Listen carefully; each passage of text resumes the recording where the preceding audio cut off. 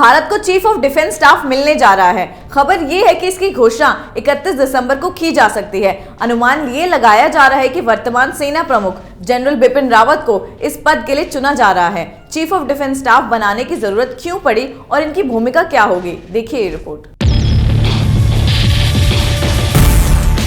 वर्तमान में भारत में सेनाओं के 3 अंग हैं, जिनके नाम है थल सेना यानी आर्मी, वायुसेना यानी एयरफोर्स और नौसेना यानी नेवी।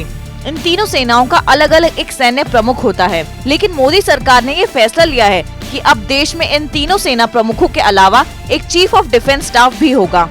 भारतीय रक्षा प्रणाली में चीफ ऑफ डिफेंस स्टाफ एक नया पद होगा। सरकार के लिए चीफ ऑफ डिफेंस स्टाफ की भूमिका एक सलाहकार की होगी। प्रधानमंत्री और रक्षा मंत्री के लिए महत्वपूर्ण रक्षा और रणनीतिक मामलों पर एक सूत्रीय सैन्य सलाहकार की होगी। साथ ही सीडीएस भारत सरकार और रक्षा बलों के तीनों अंगों के बीच एक समन्वय प्राधिकरण यानी कोऑर्डिनेटिंग अथॉरिटी की तरह काम करेगा। चीफ ऑफ डिफेंस स्टाफ के बारे में 4 महीने पहले लाल किले की प्राचीर से प्रधानमंत्री नरेंद्र मोदी ने घोषणा की थी, जिसे 24 दिसंबर को केंद्रीय कैबिनेट ने मंजूरी दे दी। सवाल ये है कि मोदी सरकार ने इस पद को क्यों बनाया, इसकी जरूरत क्यों पड़ी। दरअसल करगिल युद्ध के दौरान ये महसूस हुआ कि देश को एक ऐसे ऑफिसर की जरूरत है जो सेना की तीनों शाखाओं के बीच समन्वय स्थापित कर सके। यही वजह है कि जब करगिल युद्ध की समीक्षा हुई तो देश में चीफ ऑफ डिफेंस स्टाफ की सिफारिश की गई। 1999 में कारगिल युद्ध के समय देश की सुरक्षा प्रणालियों व रणनीति में खामी की समीक्षा के लिए बनाई गई कमेटी ने माना था कि समन्वय के लिए एक एकीकृत सैन्य सलाहकार होना जरूरी है। मोदी सरकार ने इस सिफारिश पर गहन चिंतन कर इसे अमली जामा पहना दिया है। सरकार के मुताबिक 4 स्टार जनरल को देश का पहला सीडीएस यानी चीफ ऑफ डिफेंस स्टाफ बनाया जाएगा। एक जनरल के तौर पर उन्हें 3 सेना प्रमुखों जितना ही वेतन भत्ता मिलेगा, लेकिन उसका तीनों सेनाओं के अभियानों पर पूरा नियंत्रण होगा।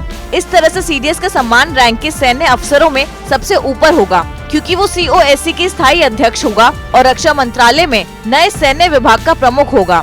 नोट करने वाली बात यह है कि दुनिया के कुछ ही देशों में चीफ ऑफ डिफेंस स्टाफ का पद मौजूद है।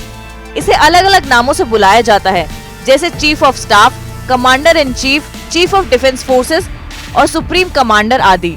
चीन, Italy, France, Spain, United kingdom यानी ब्रिटेन, कनाडा, जापान जैसे देशों में ही चीफ ऑफ डिफेंस स्टाफ का पद है।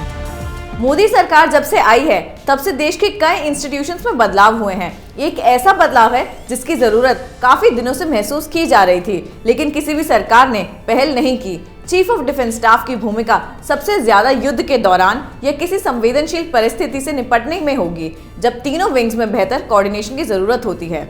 ऐसे ही खबरों को देखने के लिए देखते रहिए कैपिटल टीवी, क्योंकि आपका पसंदीदा चैनल ओपिनियन पोस्ट बन चुका है कैपिटल टीवी। अगर आपको हमारा वीडियो पसंद आया हो तो इसे लाइक करें, हमारे चैनल को सब्सक्राइब करें और हाँ, बेल आइकन दबाना ना भूलें, ताकि आप तक हमारे वीडियो की नोटिफिकेशन पहुंचती रहे। आप अपना सुझाव हमें कमेंट बॉक्स में दे सकते हैं। हमारे साथ जुड़ने के लिए शुक्रिया।